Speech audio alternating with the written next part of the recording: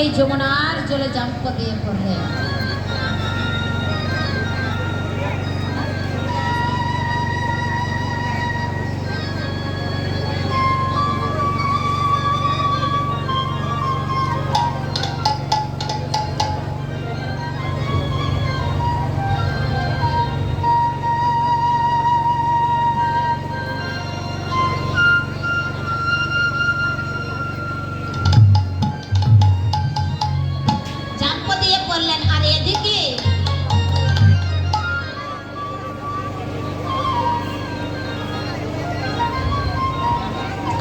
এদিকে কয়েকজন ব্রাহ্মণ মিলে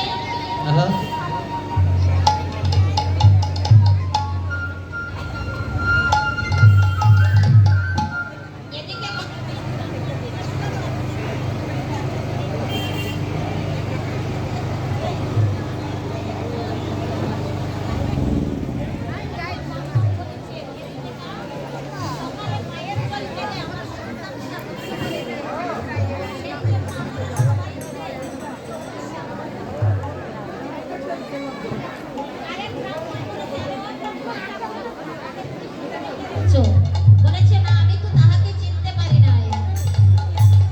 আরেক ব্রাহ্মণ বলেছে ওগো এইটা বুঝি সেইটা হবে, এইটা বুঝি সেইটা হবে, এইটা বুঝি সেইটা হবে, এইটা বুঝি সেইটা হবে, জগন্নাথের পুত্র নিমাই এইটা বুঝি সেইটা হবে, জগন্নাথের পুত্র নিমাই এইটা বুঝি সেইটা হবে। ব্রাহ্মণ বলেছে এইটাই সেইটা। এই যে জগন্নাথ মিশ্র, এই জগন্নাথ মিশ্রের কুপুত্র সন্তান নিমাই, সে না জানে সন্ধ্যা পূজা, না জানে ব্রাহ্মণের আচার আচরণ, না জানে নিবেদন। এখন পর্যন্ত সে নিবেদনই জানে না। আরে ও নিমাই, আমরা সবাই মিলে তোমাকে অভিশাপ দেব।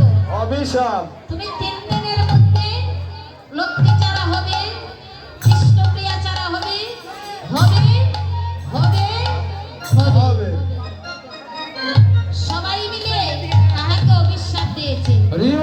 আর নিমাই বলেছে ওগো ব্রাহ্মণ ঠাকুর, তোমরা সবাই মিলে আমাকে অভিশাপ দিয়েছো, এটা আমার কাছে অভিশাপ নয়, এটা আমার কাছে হয়েছে আশীর্বাদ।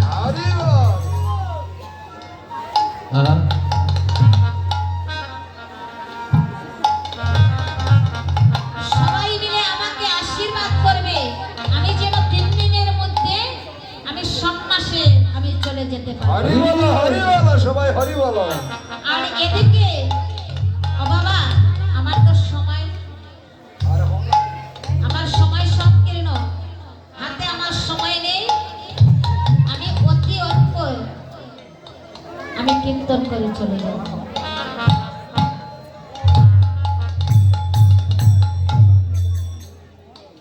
বলেছে হে নিমাই, আমরা সবাই মিলে তোমাকে অভিশাপ দিয়েছি। আরে নিমাই বলেছে তোমরা সবাই মিলে আমাকে অভিশাপ দিয়েছো, এটা আমার কাছে অভিশাপ নয়, এটা হয়েছে আমার কাছে আশীর্বাদ। আর এদিকে বিষ্ণুপ্রিয়া কি করছে?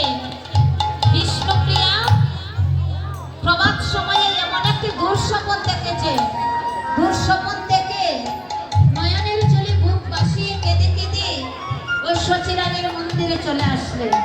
এসে বলেছেন মা মাগো, আজ প্রভাত সময়ে আমি এমন একটি দুঃস্বপ্ন দেখেছি যার জন্য আমার ঘুম ভেঙে গিয়েছে। সচিরানী বলেছে বৌমা, তুমি যেই দুঃস্বপ্ন দেখেছো ঠিক আমিও সেই দুঃস্বপ্ন দেখেছি। এই দুঃস্বপ্নের কথা তুমি নিমাইয়ের কাছে বলে বলবে।